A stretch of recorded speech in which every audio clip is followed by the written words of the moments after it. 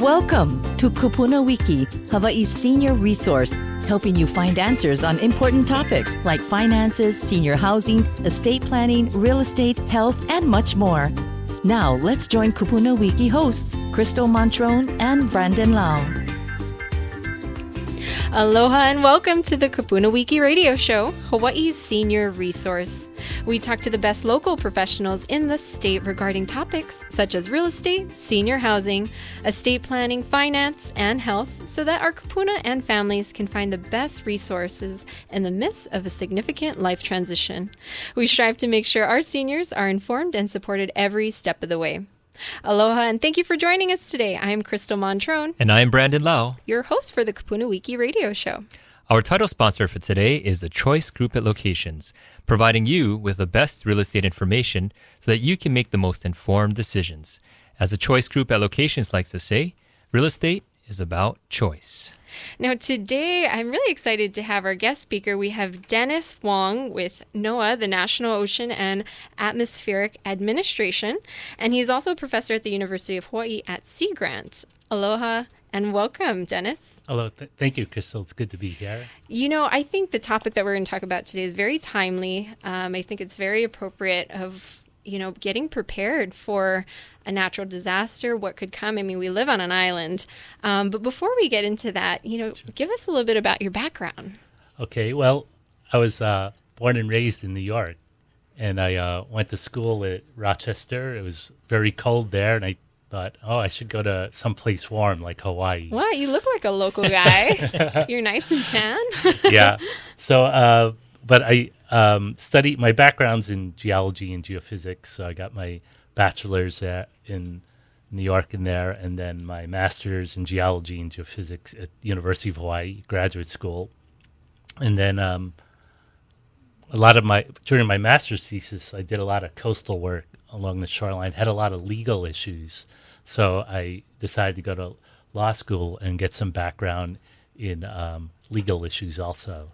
So after I went to Texas, and then I came back to Hawaii. Science and law. You seem like you wear a lot of different hats, but it actually meshes well together. Yes, it's not a usual combination, but it actually is very advantageous because I deal with how do we develop to reduce the risk of hazards. So the hazard part is the science part, and the development is the law part. So it's really important to know both parts to know how to integrate the issues and come up with solutions. So what kind of issues do you research, and what is it that you do for the state of Hawaii? Well, originally, when I first started in the science, I was doing a lot of coastal work. So I did like shoreline change, and we started proposing things like shoreline setbacks and zoning and things like that. And that's the legal part of the work. More recently, I say in the last 10 or 15 years, I did a book called the Coastal Hazard Mitigation Guidebook, and that's really addresses how do we develop for hazards in Hawaii. And it became a model in other places too, because after Hurricane Katrina in Louisiana, we helped create one for Louisiana also. Mm-hmm. Yeah, but more recently, say 10 years ago, we started the Homeowner's Handbook to prepare for natural hazards. We felt that was a really strong need in Hawaii because there's so much material about how to prepare, but most of it would not be relevant to people in Hawaii, or they wouldn't know how to sort through it. So we thought we'd put it all together in a simple format for homeowners to understand.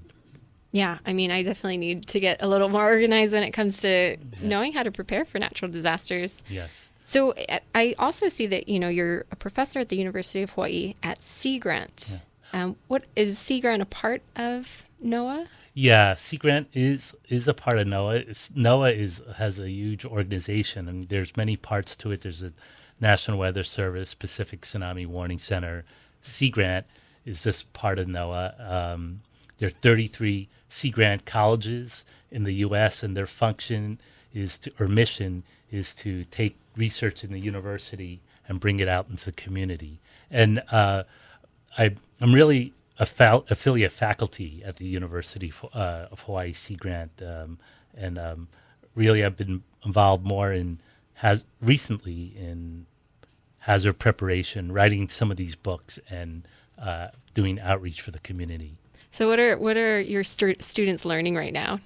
Well, my students aren't really like college students. Oh, my okay. students are like homeowners. They're like professionals. Wow. I do a lot of teaching for not only for Sea Grant, but also there's an organization at university called the National Disaster Preparedness Training Center, which is sponsored by FEMA. So I do a lot of training for them. So my audience is really adults, and professionals in the field, homeowners. I do a lot of outreach for homeowners. Yeah.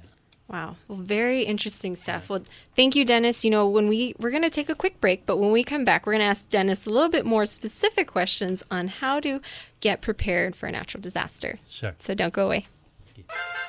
We'll be back with more Kupuna Wiki right after this.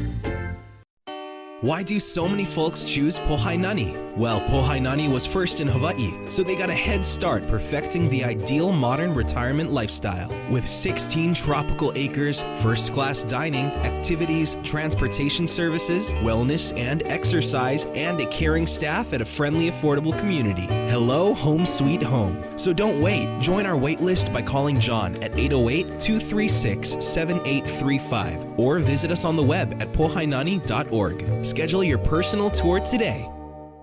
Many of us spend more time thinking about what's for dinner than thinking about retirement. But if you think your retirement needs more attention, Nick Abbott can help. Nick Abbott, Edward Jones Financial Advisor, is located at the Hawaii Kai Center. Call him at 395-0177. Welcome back to Kupuna Wiki on AM 690 The Answer. Welcome back to the Kupuna Wiki radio show. And joining us today is Dennis Hwang with NOAA and the University of Hawaii at Sea Grant. So I'm going to toss it over to you, Brandon. Hey, Dennis, thanks so much for joining us today. I remember back in 1982, I was huddled in my parents' bedroom. We were listening on a ham radio as Hurricane Eva made its way through the islands. And then again in 1992, we had Hurricane Iniki, which unfortunately hit Kauai pretty substantially. And we haven't really had a major hurricane come and hit landfall in recent history. So people are always saying, well, geez, we must be lucky and blessed, but they're still knocking on wood just in case something else comes around the corner. And right now we're approaching hurricane season, which is tomorrow. From June through November. So what can you tell us about being prepared for hurricanes? Okay, well, it's very important. One thing people don't realize, especially I think people on Oahu, is we're at more risk than people realize. A lot of times we do a lot of outreach throughout the state and on Oahu, and they have the feeling that the hurricane's only going to hit Kauai or it's not going to happen to them. And I think one of the we should have really learned a lot from the last 3 years, because in the last 3 years, we've had a record number of tropical cyclones, tropical depressions, tropical storms, and hurricanes. And in 2015, there was a record 16. We've never had that many. If you look at some of the satellite images, there's like 3 major systems in the Pacific at the same time. Wow. And last year there were 2, Lester, Madeline. So we've really been fortunate that we haven't been hit. And it's really important that we prepare. Yes. So what kind of advice would you give to a homeowner in Hawaii on how to get ready for this season? Okay, so the key thing is you really need to plan and you need to prepare. So there are really 3 areas I think people should think about. One is evacuation, where you're going to go during a hurricane. And you should also have an evacuation plan for a tsunami. They're different. Okay, for a tsunami, you're going to evacuate because of the water. For the hurricane, you're going to evacuate because of the water or if your structure is not strong enough because of the wind. Okay, so they need to think about it, where they're going to be, evacuation. 2 is what they could do for their house to protect their house and their property, and 3, their emergency supplies. Okay, and so we could cover all 3 of those briefly today. Yeah, so if you're talking about evacuation plans, I think everybody thinks they have a plan in mind, or they'd like to think they do. But when it comes down to the details, I don't think we really understand what we need to do. Okay. So Yeah. how do you help someone come up with a plan? Well, okay, well, I'll cover that because that's very important. And you read some of the brochures; it says make a plan, but it didn't really tell you how. So I'm just going to Exactly. I'm just going to tell you exactly how. Okay, so for a tsunami, okay, you're going to need to look at your tsunami maps. They're either in your yellow pages, but they've just been updated. So you have to look at the most recent yellow pages, this year's yellow pages. Okay, if you're in the tsunami zone, you need to listen to the radio and TV and get outside of the zone if they call a watch or a warning. Okay, for a hurricane, you need to evacuate for the water or the wind. So for the water, you look for your flood maps. Okay, a lot of these maps, both the tsunami maps and the flood maps, are say for Oahu, they'd be on your Hawaii Honolulu Emergency Management Agency website or your Kauai Emergency Management website. And you can probably just Google that, right? Yes. It'll come right up. Yeah. So you look at your, and if you're outside if you're in the flood zone, you need to get out. But if you're not in the flood zone, you may still need to evacuate if your house is not strong enough. So if you have like a single wall house that's poor wood frame, light wood frame construction, you may need to evacuate. So I'm going to just give you some very general guidance because there's more detailed guidance. But generally, if you're outside of a flood zone and your house is built after 95, you could probably shelter in your place for a hurricane. So are all the people in older East Honolulu going to drive to Kapolei, to the near homes, and take shelter? Well, that's one thing. That's one option because they really need to plan because there's limited shelter space. Okay, so they got to know where to go. Otherwise, they could be in danger. So one of the things to consider is if your house is very old and built in 1950, and your son's house is in Kapolei and built in 2015, shelter at your son's house rather than going to the shelter. Now, I'm sure they probably want people to stay off the road if that was the case. So Right. does the handbook have details as far as how to strengthen your home and get it hurricane ready so that even if you have an older home that you can still be safe in there? Yes. Yeah. Okay. So with regard to your property, okay, 2 things. Insurance, because you could do things to strengthen your home, but there could always be some damage. So consider flood insurance if you're in a flood zone. And then a lot of people have hurricane insurance, especially if they have a mortgage. Always look at your flood insurance every year. Your hurricane insurance every year to make sure it covers the replacement value of your house because it may change from year, like with inflation or improvements or renovations you make to your house. If you add solar, all of a sudden your house is more, there's more things to cover. So that's one of the things. And then the other thing for your house is the basic things. Remove things from your yard. Make sure you don't have branches hanging your house. If you have dense trees near your house, see if you could thin them so that they don't act like an umbrella and fall over. And then in the handbook, there's like a large section, almost one half of the book is on what to do to strengthen your house. You could add hurricane clips. There's 12 different options to protect your windows. There's things for post and pier. Those are the houses on tofu blocks. Right. And then there's things for the roof. And how do you make your roof stronger? And how do you if you're going to put in solar, what issues are there with solar panels? How to deal with that? Yeah, and I'm sure a lot of people would want to be interested in how to secure solar panels. I mean, that's a big investment. Yes. You know? Especially what kind of policy you have. Yeah. Yeah. Yeah. You know, that older house, Dennis, I think you're describing my house. Built in 52, post and pier on tofu blocks. Okay. Single wall, tongue and groove construction. Fortunately, we just changed our roof because our asphalt shingles are flying off from the last big wind we had. Oh, geez. But you know, is there a service that people can contact in case they want somebody to come over, evaluate their home, and make sure it's hurricane ready? Well, I think a good start is like the homeowner's handbook, because Right. it'll explain a lot of the things you can do and show to your contractor.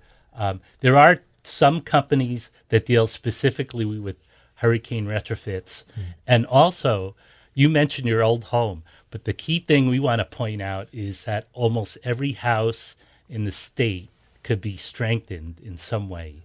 It may not be able to be strengthened to the point where it's as strong as a new house. The new houses are stronger because of the building codes, but the older houses, even the single wall houses, could be made stronger than they currently are. Right. So my wife has her parents have a single wall house in Pearl City. We put in hurricane clips. We've done the post and pier retrofit, so the post, on those tofu blocks Right. won't slide off Right. during a earthquake or a hurricane wind. Yeah. So there's a lot of things you can do to strengthen it and make sure that your house is going to withstand hurricane force winds and rains. Right, and we try and provide options that either they could do or they could hire a contractor, point the contractor in the correct direction, and proceed with the work. That's great. Well, you also mentioned, aside from evacuation plan and getting your home ready, also something about having necessary supplies available in case there's a natural disaster. How about you get into that a little bit? Okay, I have a lot of tips on this one. Okay, so the goal is to, if there's a watch or a warning, you do not need to go to the store for food or water or for gas, okay? And it requires planning. So normally what we do when I get supplies, I look for items with a long shelf life. Instead of something that expires 1 year from now, you want something that expires 3 or 4 years from now. And also, I buy only things that I'm going to use. Because for instance, I'm not going to use Vienna sausage, I don't want it in my supply kit because then it's just going to expire and then I'm going to have to throw it away. Okay, so I only use things I'm going to use. As soon as I buy it, I mark it. If you ever gone to the store and you try and look for the expiration date, it's Right. like it takes you around 5 minutes to find it. It's like very fine print. Right. Okay, well, as soon as I get that, I mark the month and year it expires with a large Sharpie, and I put the stuff that's going to expire first on the top and the ones that expire last on the bottom. And then as things get within a year of expiration, I'll start using those supplies. Okay, that's for the food. Now for the gas, I change my pattern. Like instead of when my tank gets quarter full, I fill it up. But during hurricane season, I'll fill it up when it gets half full, or 3/4 full. And then the other, one last thing I got to mention is very important. The guidance for the state has changed from, it used to be your emergency supplies are supposed to have 7 days of non-perishable food and water per person, but they just changed it this year. So now it's 14 days. You're supposed to have 14 days of non-perishable food and water for your emergency supplies. What does 14 days of non-perishable foods look like? Well, it really depends how much you eat and how big your family is. But you could figure it out. I feel like I got to rent a storage space and put all my food in there. I think I'd have a lot of top ramen in my closet. Yeah. Yeah. So if you had, Dennis, this might be more of a personal question. Let's say you had 5 things, essentials that you'd have in your home, supplies that would tide you over for the 14-day period. What would that be? Well, of course, water. Okay. And the water's got to be for drinking, but it also has to be for non-drinking uses. Okay. Food for seniors, the medications. They really got to plan that out because a lot of them be on medication, and so they got to make sure they have at least a month's supply of their medication. That's important. Yeah, and then flashlights and batteries and radios so you can keep in touch. And those are some of the main things. There's really a lot of lists, of course, on cash and because the ATMs won't be working. But there are a lot of lists. You could go to the a lot of websites to get what should be in your emergency supplies kit. But one other thing too is if you're going to evacuate, if you need to evacuate, because say you're in a flood zone or tsunami zone, you should have an evacuation kit, which is different than your emergency supplies kit. Okay, and in that case, you should have. They're now recommending. It used to be 3 days of non-perishable food and water in your evacuation kit, but now the American Red Cross is recommending 7 days. Wow. Yeah. And that's different than your food readiness. It's your evacuation. Yeah. This is what you take with you. Yeah. Okay. Yeah. Now, a lot of our listeners are kupuna and families who have kupuna. How would it be different for a person who's older to prepare for these natural disasters? Well, it would be older. I mean, it would be. It would take a little more preparation, a little more planning. I think so. A lot of things like. We already mentioned your supplies, so the older people, we're going to have to make sure they have their medications at hand. They may have special diet that they need to follow, and they're going to have that on hand. There could be physical limitations. So like if they're going to evacuate, they may need some assistance in making sure some people are there to help them out. And that should be all planned out. If they're going to protect their house, in the handbook, we have like 12 different options to protect windows. Okay, so if they're going to try and shelter in place and protect their house, they're probably less likely to use plywood, which is heavy. And I use plywood, but but there are other systems that are more expensive, but are easier to deploy and quicker. So those are, and supposedly if they're older, they probably have less physical capability, but more financial resources. So they could pick some of those options to protect their property. And then the other thing too is, of course, they should always have insurance because their house is like their major investment. So, insurance, yeah. So are those alternatives listed in your handbook? Yeah, it's all listed in there. Yes. That's great. That's great. Dennis, I'm kind of curious. During this hurricane or tsunami period, I think a lot of our kupuna, they love to travel. Do you recommend them kind of being more cautious of when they should travel? Yeah, that's a good question. I mean, I've been traveling some years, and I see some of these, especially 2014 and 15 with all those systems coming by. And, so really if it would be good if they could plan when they're out of state if someone could possibly take care of their property and also do some of the things if they're going to, it would be hard really to do maybe something like plywood, but some of the other alternatives that are in the book could be easier to deploy. And we're actually looking at some new options for window protection that may be written up in the 4th edition of the handbook. And it has to do with lightweight plastic honeycomb panels. And it's really something that it doesn't require a lot of strength and other people could install quickly. So, it would be a good idea if, just like when you go on vacation, you have a lot of times other people look for your house, just for, say, it's secure and there's no leaks or anything like that.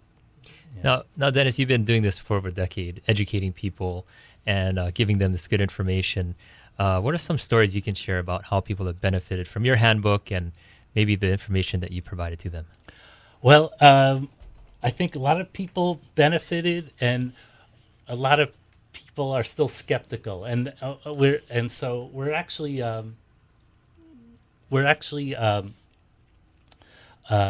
this year the legislature passed a bill for us to do systematic education and outreach throughout the state, and we're actually going to target different audiences and try and create different strategies to address them. So like the skeptical people will try and address those, and then the proactive people those are the people that are put in the hurricane clips and the windows.